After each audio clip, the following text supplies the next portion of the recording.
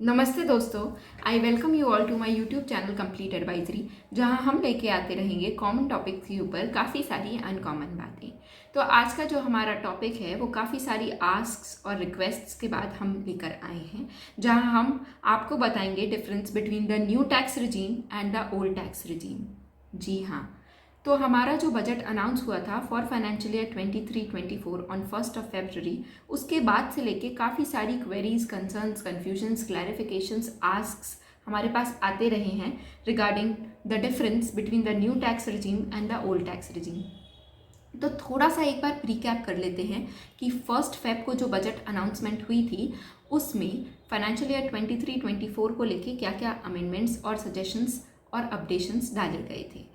सबसे पहला और सबसे बड़ा चेंज जो हुआ था वो इनकम टैक्स स्लैब रेट को लेकर हुआ था, जहाँ पे उन्होंने नील स्लैब रेट की लिमिट 2.5 लाख से बढ़ाकर 3 लाख कर दी थी। बट अगेन यहाँ पे कन्फ्यूजन है कि क्या ये लिमिट मुझे मिलेगी? अगर मैं ओल्ड टैक्स रिजीम सेलेक्ट करता हूँ तो भी मिलेगी, अगर मैं 1.5 लाख का ATC का डिडक्शन लेता हूँ तो भी मिलेगी, या फिर मुझे न्यू टैक्स रिजीम में जाना पड़ेगा? एक और अपडेट जो कि आया था वॉज कि जो न्यू टैक्स रिजीम है वो आपको ऑटो चेक रहेगा फ्रॉम फाइनेंशियल ईयर 23-24 ऑनवर्ड्स। इसका मतलब मैं ओल्ड टैक्स रिजीम में नहीं जा सकता, या जब भी जाऊंगा तो न्यू टैक्स रिजीम ही दिखाई देगी क्या? और अगर देगी तो उसे मैं कैसे चेंज करूंगा? इन सब सवालों का आंसर हम लेकर आए हैं आपके पास। एक और अमेंडमेंट था विच वॉज 5 लाख का जो रिबेट मिलता था अंडर सेक्शन 87A, वो रिबेट की लिमिट भी इंक्रीज कर दी गई थी टू 7 लाख। क्या ये रिबेट भी न्यू टैक्स रिजीम के लिए है या ये रिबेट ओल्ड टैक्स रिजीम के लिए है? इन सब सवालों का आंसर आज हम आपको देंगे हमारे एक इलस्ट्रेशन के थ्रू, जिसको हम बाद में समराइज भी करेंगे। तो दोस्तों, आज का जो हमारा टॉपिक है वो अगर आप सैलरीड इंडिविजुअल हैं या HUF हैं जिसको हमने 3 टेयर की इनकम में बांटा है, उनके लिए रेलेवेंट है। हमने इनकम स्लैब रेट हमारे टेयर्स के हिसाब से 3 केसेस में डिवाइड किया है, जहाँ पे आपकी ग्रॉस इनकम 7.5 लाख है, आपकी ग्रॉस इनकम 10 लाख है, या फिर आपकी ग्रॉस इनकम 15 लाख है। तो हम without wasting a single minute start करते हैं।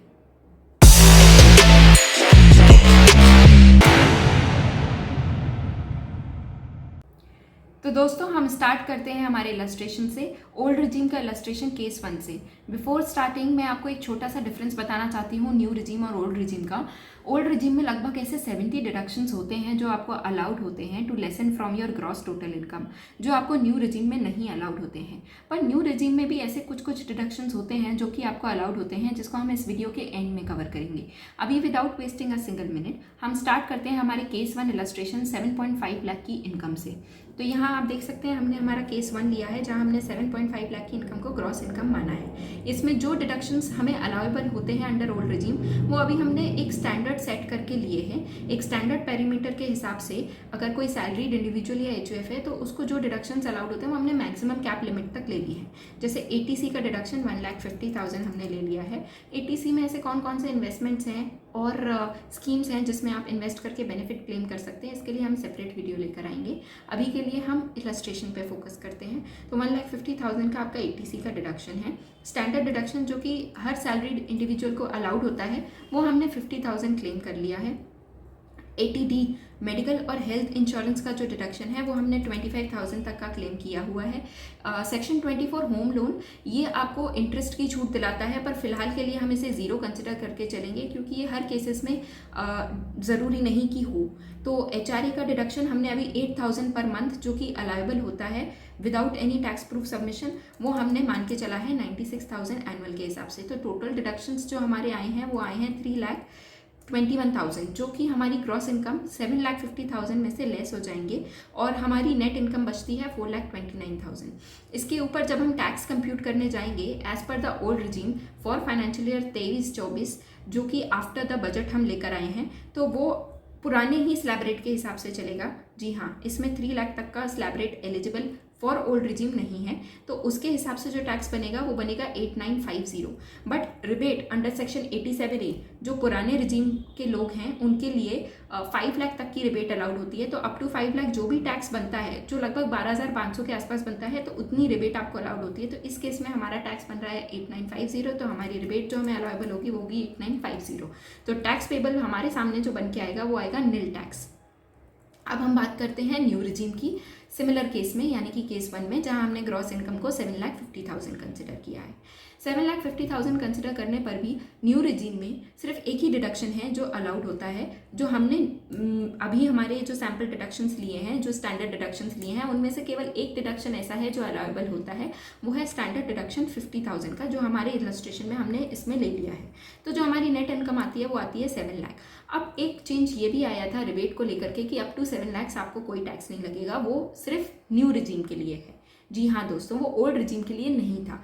तो इस केस में हमारी नेट इनकम 7 लाख आ रही है, तो हम उस केस में उस क्लॉज में कवर हो जाएंगे और हमें जो रिबेट मिलेगी वो अप टू 25,000 मिल जाएगी। और इस इनकम पे 7 लाख टोटल स्लैब पे हमको 25,000 का टैक्स बन रहा है, तो उतनी ही रिबेट हमें अलाउेबल हो जाएगी और हमारा टैक्स पेबल आएगा नील। तो जहाँ की आपने देखा 7.5 लाख के स्लैब रेट के ऊपर, यानी कि केस 1 में दोनों ओल्ड रिजीम और न्यू रिजीम में नील टैक्स बन रहा है।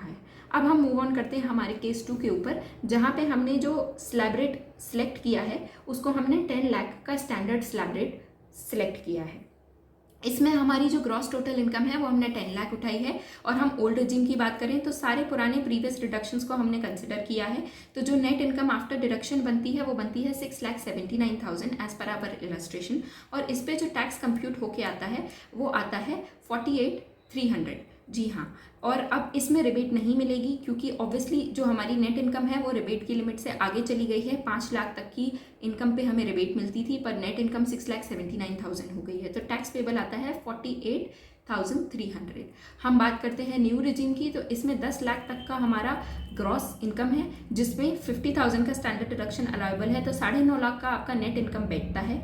इस नेट इनकम के ऊपर जो नया स्लैब रेट प्रपोज्ड है एज पर द बजट, उसके हिसाब से जो आपके ऊपर टैक्स कंप्यूट होके निकलेगा वो निकलेगा 52,500। तो आपने देखा यहाँ पे एक गैप है, और वो गैप कितना है? जो आपको न्यू रिजीम में टैक्स अलाउड हो रहा है 52,500 टैक्स पेबल आ रहा है, विज़ाविज़ जो आपको ओल्ड रिजीम में आ रहा है 4,200। तो आपको एक फ़ायदा हो रहा है 4,200 का, अगर आप यही सारे डिडक्शंस जो हमने लिए हैं वो कंसिडर करके चलते हैं, चाहे इसी रेशो में या चाहे किसी और प्रपोर्शन में। अब हम बात करते हैं हमारे केस 3 की, जहाँ पे हमने जो स्लैब रेट लिया है वो लिया है 15 लाख। तो अगर आपका इनकम का कैप हम 15 लाख मान के चलेंगे, तो उस केस में अगर हम ओल्ड रिजीम के थ्रू जाएंगे तो वही सारे सेम डिडक्शंस जो हमने केस 1 में कंसिडर किए थे वो करने पर हमारी नेट इनकम बचती है 11,79,000। इसके ऊपर जो टैक्स कंप्यूट होकर आता है वो आता है 1,66,200, जो कि आप हमारे इलस्ट्रेशन में क्लियरली देख सकते हैं। रिबेट ऑब्वियसली आपको नहीं मिलेगी। हम बात करते हैं न्यू रिजीम की, इसी सिमिलर कैप के ऊपर, इसी सिमिलर ग्रॉस इनकम के ऊपर। तो ग्रॉस इनकम हमने ले ली है 15 लाख, और जो हमें एक डिडक्शन अलाउड हो रहा है वो हो रहा है 50,000। इस इनकम के ऊपर नेट इनकम यानी कि 14,50,000 के ऊपर जो न्यू रिजीम के अकॉर्डिंगली टैक्स बन रहा है वो बन रहा है 1,40,000। तो यहाँ आपने देखा कि हमको एक बेनिफिट हो रहा है, एक झुकाव आ रहा है न्यू रिजीम की तरफ। कितना झुकाव आ रहा है, कितना बेनिफिट हो रहा है वो हम अभी देख लेते हैं। 1,66,200 का टैक्स हमको ओल्ड रिजीम में बन रहा था और 1,40,000 का हमको न्यू रिजीम में बन रहा था। तो टोटल जो नेट हमको फ़ायदा हुआ है वो हुआ है 26,200 का। तो आपने क्लियरली देखा कि किस स्लैब के हिसाब से किस रिजीम में फ़ायदा हो रहा है। इसी तरीके से आप अपना कंप्यूटेशन खुद ड्राफ्ट कर सकते हैं और आप खुद निकाल सकते हैं कि आपको किस रिजीम में फ़ायदा हो रहा है, और वो आप आपके टैक्स प्रूफ्स में, आपकी कंपनी के डिक्लेरेशंस में डिक्लेयर कर सकते हैं। आई होप आपको हमारे वीडियो से मदद मिली होगी। हमने हमारे वीडियो के शुरू में आपको प्रॉमिस किया था कि हम आपको बताएंगे कि न्यू रिजीम में ऐसे कौन कौन से डिडक्शंस हैं जो आपको अलाउड होते हैं। वैसे तो काफ़ी सारे होते हैं, पर जो 3 कॉमन डिडक्शंस हैं वो मैं आज आपको बता देती हूँ। सेक्शन 80 CCD 2, जहाँ पे आप जो भी कंट्रीब्यूशन करते हैं अंडर द NPS स्कीम वो आपको अलाउेबल होता है to take as a deduction under the new regime. फिर स्टैंडर्ड डिडक्शन 50,000 जो कि आपने हमारे इलस्ट्रेशन में भी देखा, और 2,500 जो प्रोफेशनल टैक्स कटता ही है, तो टोटल मिला के 52,500 इतना डिडक्शन आपको अलाउेबल होता है अंडर द न्यू रिजीम। इसके अलावा और भी कुछ डिडक्शंस होते हैं जो आपको न्यू रिजीम में अलाउड होते हैं। इसके लिए हम एक सेपरेट वीडियो लेकर आएंगे क्योंकि ये काफ़ी सारे डिडक्शंस की लिस्ट है। आई होप आपको हमारे इस वीडियो से बेनिफिट होगा। So enjoy and take care and do not forget to declare your regime for the next financial year 23-24।